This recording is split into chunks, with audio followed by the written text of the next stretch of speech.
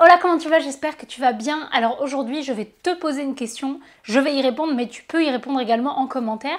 Et cette question, c'est est-ce qu'il faut mettre ses tarifs sur son site internet quand on est photographe? Alors c'est une question ouverte, hein, attention, là je vais donner mon avis évidemment parce que c'est ma chaîne, mais tu es libre de donner le tien en commentaire, il n'y a personne qui a tort ou qui a raison, c'est vraiment juste un débat et je trouvais intéressant d'en parler aujourd'hui. Alors personnellement je trouve que ça varie selon le domaine de photo dans lequel tu travailles et du coup là je vais différencier deux catégories dans cette vidéo qui va être la photo pour les particuliers et la photo pour les professionnels et les entreprises. Parce que pour moi, les deux méthodes sont différentes. Donc encore une fois, là, ce n'est que mon avis, mais je vais vous expliquer pourquoi je fais ces choix. Et de toute manière, dans un business, ce qu'il faut faire, c'est de tester et de voir ce qui fonctionne. Donc même si dans cette vidéo, je vais vous dire par exemple qu'il faut les mettre ou qu'il ne faut pas les mettre, c'est pas un impératif, il faut tester, il faut voir ce qui fonctionne pour vous, pour votre activité et voilà, et voir si ça fonctionne et changer si ça fonctionne pas. Si vous avez du mal à savoir comment fixer vos tarifs, j'ai fait une vidéo gratuite là-dessus que je vous mets en barre d'infos, je vous mets le lien. C'est une première vidéo qui fait partie de ma formation en ligne, mais du coup c'est une vidéo qui est entièrement gratuite que vous pouvez regarder sans prendre la formation, donc je vous la mets en barre d'infos. Alors du coup, comme je vous l'ai dit, je vais dissocier le cas des photographes pour particuliers et les cas des photographes pour professionnels. Et je vais parler en premier lieu des photographes pour les professionnels, pour les entreprises, comme c'est mon cas aujourd'hui. Donc moi, aujourd'hui, je travaille par exemple pour des marques de mode, de cosmétiques, de bijoux, etc.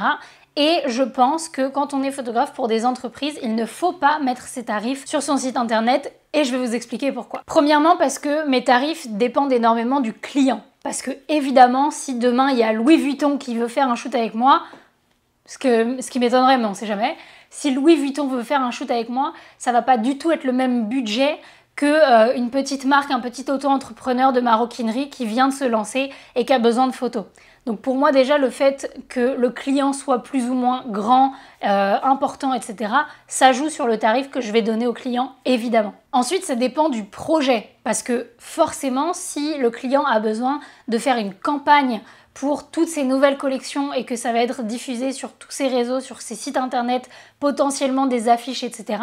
Ça va pas du tout être le même budget, la même facturation que si c'est juste pour 3-4 photos sur ces réseaux sociaux parce qu'il vient de sortir un nouveau produit. Donc ça dépend du client, ça dépend du projet et c'est pour ça que je préfère faire des devis personnalisés et détaillés à mon client plutôt que d'avoir des tarifs parce que il n'y a pas de tarif fixe, ça va être un devis qui va être vraiment adapté au projet et à la demande du client. Donc dans ce devis, je vais lui détailler 3 choses. Je vais lui détailler les frais de création qui sont du coup la retouche, la prise de vue, mon expérience, ma compétence de photographe. Ensuite, il y aura les dépenses, donc tout ce qui va être comme frais pour faire cette séance photo, frais de déplacement, s'il y a besoin d'acheter du matériel, etc. Et enfin, je facture aussi l'usage des photos et ça, pareil, ça dépend parce que c'est facturé selon le nombre d'années d'utilisation et selon le support d'utilisation des photos.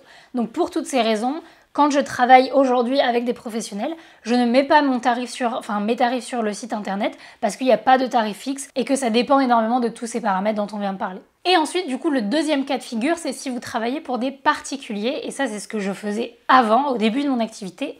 Et dans ce cas-là, personnellement, je vous conseille de mettre vos tarifs sur votre site internet et je vais vous expliquer encore une fois pourquoi. Donc quand je dis photographe pour des particuliers, c'est généralement ce qu'on appelle la photo sociale, c'est-à-dire la photo pour des mariages, pour des bébés, pour de la famille, pour des couples, etc. Et donc c'est très différent de la photo de mode parce que généralement en photographie de mode ou en photographie pour des professionnels, c'est le photographe qui va prospecter pour des clients, alors que même si en tant que photographe pour des particuliers, il faut faire de la prospection, c'est quand même plus souvent les clients qui vont contacter plusieurs photographes parce qu'ils ont une envie ou un projet de séance photo et qui vont ensuite choisir celui qu'ils préfèrent. Donc par exemple, quand vous êtes photographe de mariage, vous allez souvent recevoir des mails de mariés qui ont vu votre travail sur votre site internet, Instagram, peu importe, et qui vous contactent, mais ils ont aussi contacté plein d'autres photographes et ils vont choisir celui qu'ils préfèrent. Donc du coup, l'approche n'est pas du tout la même. C'est pour ça que je pense que pour beaucoup de clients, le fait de voir les tarifs sur le site internet, ça peut faire pencher la balance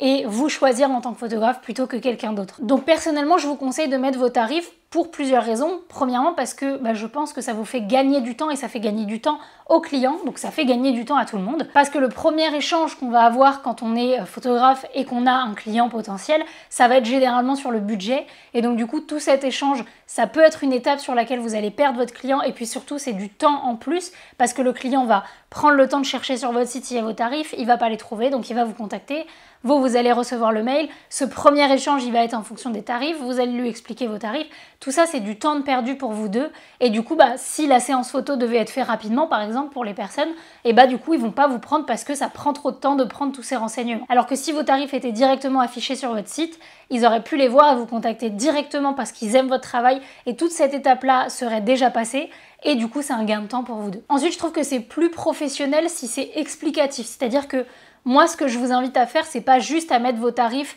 du style photo bébé 200 €, photo couple 250 parce que là en effet je peux comprendre que certains photographes fassent pas ça parce que ça peut freiner de voir les tarifs comme ça. Mais je trouve ça important du coup de faire une page sur son site internet où il y a des explications de ce que le client va avoir pour ce tarif. Parce que du coup là le client potentiel il va voir la valeur et pas le prix. S'il vous contactait parce que vous n'aviez pas vos tarifs sur votre site et que vous alliez lui répondre oui je facture tant, là le client potentiel il a juste le prix en tête. Alors que si vous mettez votre tarif sur votre site internet en expliquant ce que la personne va avoir, il voit la valeur que vous lui apportez. Donc par exemple, donnez le temps de shoot, donnez le nombre de photos finales, donnez quelques petites explications sur comment se passe la séance photo et ensuite mettez le tarif. Mais du coup la personne va comprendre pourquoi il y a ce tarif et pas juste recevoir un tarif comme ça comparé avec les autres tarifs qu'elle a eu d'autres photographes. Et si vous n'êtes pas à l'aise avec le fait de mettre votre tarif directement sur votre site, vous pouvez dire que c'est des tarifs indicatifs et que vous allez faire un devis personnalisé.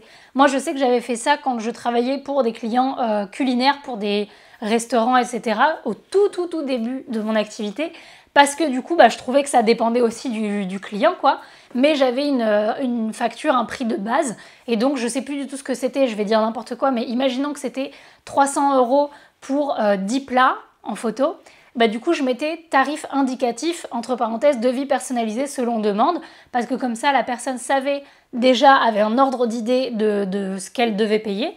Mais ensuite, si le client me disait oui, alors il y aura 12 kebabs ou alors 12 plats gastronomiques où il faudra 1 heure de cuisson et de préparation entre chaque, forcément, moi je sais que je ne vais pas mettre autant de temps sur place, etc. Donc le prix était différent. Mais en tout cas, il y avait déjà une ordre d'idée sur le site internet et ça a facilité le contact pour beaucoup de clients. Donc voilà, encore une fois, ça ne reste que mon avis, c'est vraiment pas un ordre ou un impératif à appliquer. Je serais curieuse d'avoir votre avis en commentaire. Et comme d'habitude, n'oubliez pas de vous abonner à la chaîne, de mettre la cloche, de mettre un pouce si vous avez aimé la vidéo. Et moi, je vous fais des bisous. Ciao!